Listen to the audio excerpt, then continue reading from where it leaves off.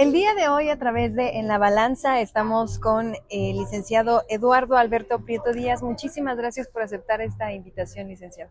Al contrario, muchísimas gracias por la oportunidad. Sé que es muy difícil que la gente conozca a sus candidatos a jueces y creo que el trabajo que están haciendo es muy importante y lo agradezco de verdad. Muchas gracias. Y al contrario, el sentimiento es mutuo. Es candidato a juez de primera instancia en materia penal y también tiene una especialidad en impartición y administración de justicia en la Michoacán, es Nicolaita de corazón. Sí, ¿Qué es lo que lo motiva en un inicio a estudiar Derecho? ¿Siempre supo que quería estudiar eso no siempre, o pero la verdad la vida te va llevando muchas veces por caminos que a veces no te esperas. Yo jamás tenía planeado dedicarme a la materia penal, pero en sí se fueron dando las circunstancias y a final de cuentas es donde he desarrollado mi profesión desde que empecé a desarrollarme como profesionista en pura materia penal.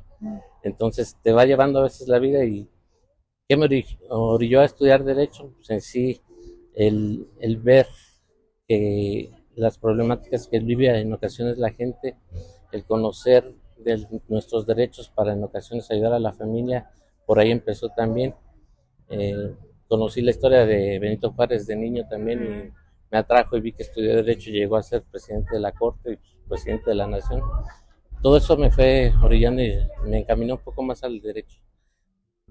recuerda algún caso en específico que le haya marcado de sobremanera?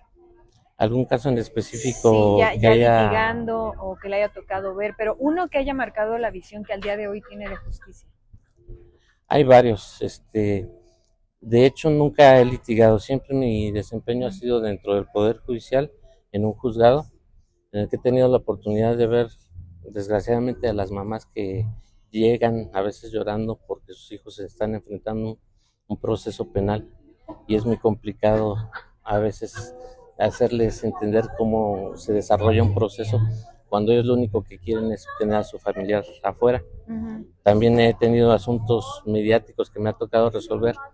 Actualmente me desempeño como secretario de acuerdos en un juzgado, en el juzgado primero penal, y en ocasiones cuando no está el juez, el secretario se queda como encargado de despacho. ¿Qué es esto? Que es el que queda supliendo prácticamente las funciones del juez. Y en una ocasión me tocó un asunto bastante mediático aquí en el estado, Ujú. hubo un fraude a la tesorería, y en ese momento cuando estaba yo, llegaron a otorgarle el perdón a la persona. Eso implicaba que podría salir en libertad de inmediato, y pues de repente sí, todas las cámaras, todos llegan ahí Ujú. queriendo entrevistarte y demás. Nos tocó explicarle en ese momento que aunque le otorgaran el perdón, todavía debía ser ratificado y seguir un cierto procedimiento hasta ver que efectivamente ya se hubiera cubierto reparación del daño, no hubiera nada pendiente, y entonces sí decretar el perdón. Pero en ese momento fueron cuestiones que me tocó asumir, y hay muchos casos más, pero son, yo creo, de los dos polos opuestos que puedo ver, desde un caso muy sencillo hasta uno muy mediático. Profesionalmente, ¿cuál considera que ha sido su reto más grande? Pues han sido varios, porque conforme vas avanzando en tu carrera, vas teniendo siempre un nuevo reto. Así como ahora pretendo llegar a ser juez, es un reto distinto, muy interesante que hay que asumir.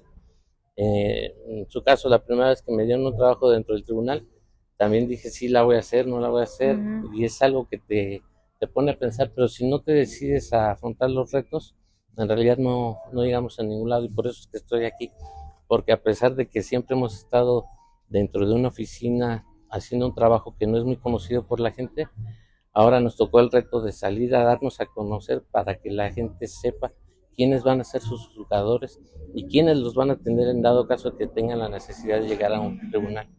¿Considera que la justicia en México es accesible para todos? Desgraciadamente no. Hay muchas cosas que hay que ir cambiando en el camino. Muchas veces la gente dice la justicia es para los ricos, no para los pobres. ¿Por qué? Porque en ocasiones simplemente hay una persona que tiene derecho, por ejemplo, a salir bajo de fianza en un proceso penal, pero si no tiene el dinero para cubrir la reparación del daño en ese momento o la multa que le impongan, se tiene que quedar hasta que no las cubra. Entonces, si ahí se implica una cuestión de carácter social, y hay personas que, por ejemplo, tienen para depositar de inmediato y salen. Entonces, sí es algo de lo más relevante que nos toca. Y si pudiese cambiar algo dentro del sistema judicial, del funcionamiento, si estuviese en sus manos, ¿qué cambiaría?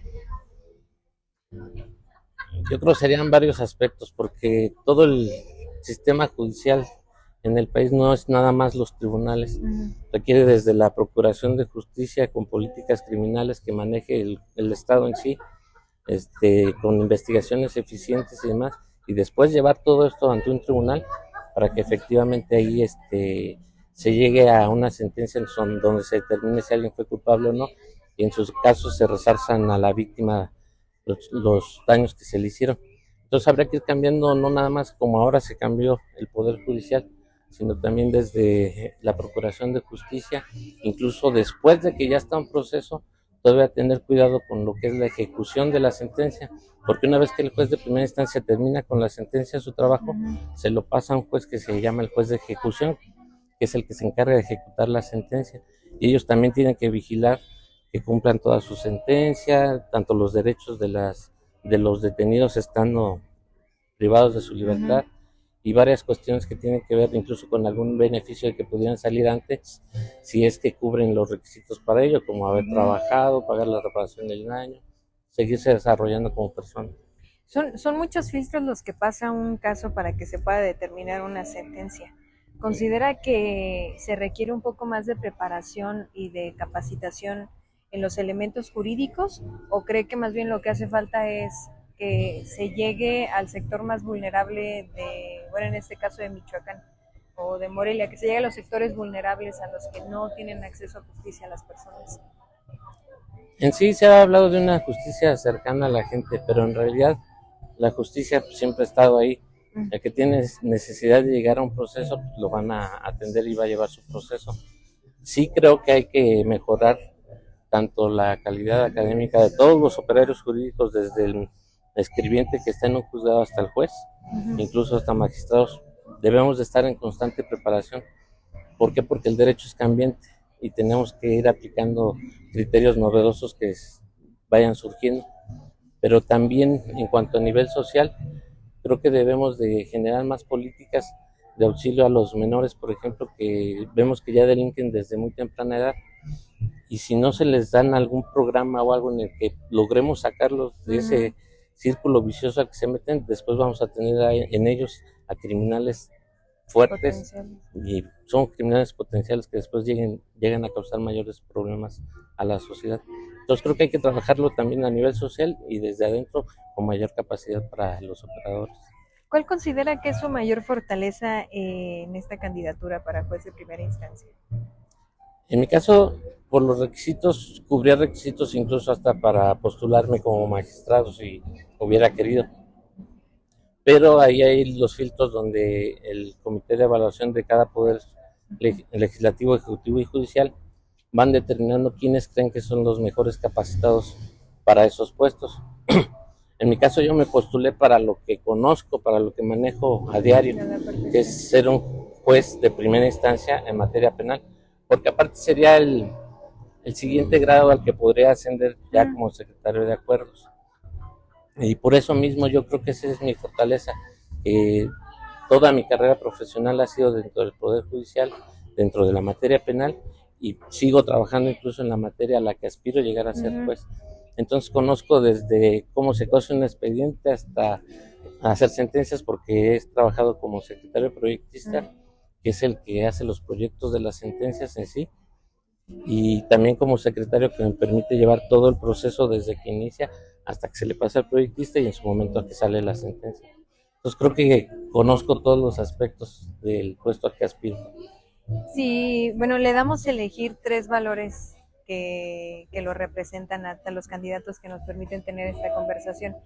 ¿Usted qué valores elige como su base? El principal sería la honestidad. Tengo 27 años trabajando en el que creo que si tuviera algún problema de ese sentido, pues ya hubiera surgido de cualquier momento. La honestidad ante todo, imparcialidad, el juez debe ser imparcial, porque desgraciadamente tenemos conflictos de intereses en los procesos. Siempre hay una víctima, siempre hay un victimario, y nosotros tenemos, o el juez en su caso, tendría que resolver a quién le da la razón. Entonces la imparcialidad debe ser fundamental.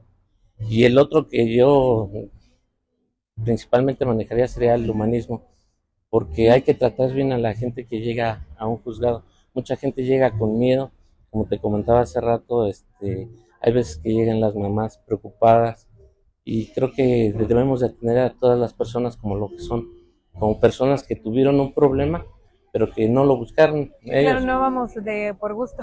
Sí, Sí. y precisamente ojalá nunca nadie tenga necesidad de acudir a un tribunal penal, pero siempre vamos a tener la necesidad, al menos una vez en la vida, de acudir ante un tribunal, ya sea en materia civil, familiar, mercantil, o en mi caso como la materia penal.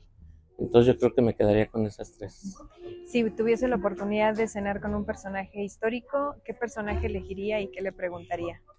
De cenar, me quedaría entre Benito Juárez y José María Morelos. Pero yo creo que escogería a Morelos. ¿Por qué? Porque él es de hecho el símbolo práctico de los juristas, de los que pertenecemos al Poder Judicial. Porque con él, aparte de que se logró independizar a México, él fue la primera persona que instauró un tribunal a nivel país, y de hecho fue aquí en Michoacán, en Área de Rosales, donde tuve la fortuna de vivir en mi infancia. De hecho, en ese entonces me tocaba desfilar el 7 de marzo, no sabía por qué, desfilábamos todos y iban los representantes del tribunal y todo. Entonces él siempre dijo que el que se queje con justicia tenga un tribunal que lo ampare contra el fuerte y el arbitrario. Y eso es lo que queremos, realmente, que aquel que tenga la justicia de su lado, que se la otorguen de verdad, para que pueda ser un México más justo. Y desde nuestra trinchera yo creo que es lo que podemos hacer. ¿Qué considera que es peor, un inocente en la cárcel o un culpable en libertad? Yo diría que siempre un inocente en la cárcel. Muchas veces las personas se quejan de que los detuvieron sin razón, de que en realidad iban pasando por un lugar y ya les achacaron haber participado en algún secuestro o algo. Y hay veces que se tienen que quedar privados de su libertad hasta que no hay una sentencia. Sí.